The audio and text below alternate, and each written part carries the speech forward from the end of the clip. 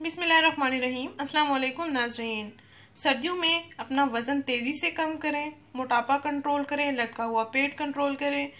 शादीशुदा ख़वातीन ज़िचकी के बाद लटके हुए पेट की वजह से परेशान होती हैं, उनके लिए ये बेहतरीन इलाज है। सर्दियों में अपना वज़न भी कम करें, अपना लटका हुआ पेट भी कम करें।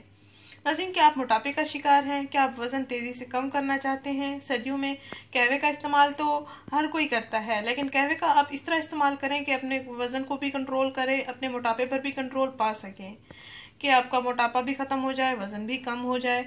नाज़रीन, इस कहवे का इस्तेमाल हामला ख़वातीन ना करें, बल्कि ब्लड प्रेशर शुगर के मरीज़ भी इस्तेमाल ना करें। इस कहवे का इस्तेमाल आपने नहार मुँह करना है, यानी कि खाली पेट पीना है। मेरे बताए हुए तरीके के मुताबिक आपने इस कहवे को तैयार करना है, इस मशरूब को तैयार करना है और फिर अपने आसानी से इस्तेमाल करना है। ये कोई मुश्किल टोटका नहीं है, मुश्किल इलाज नहीं है, आप बिल्कुल आसान इलाज है। इसको आप आसानी से घर में तैयार कर सकते हैं।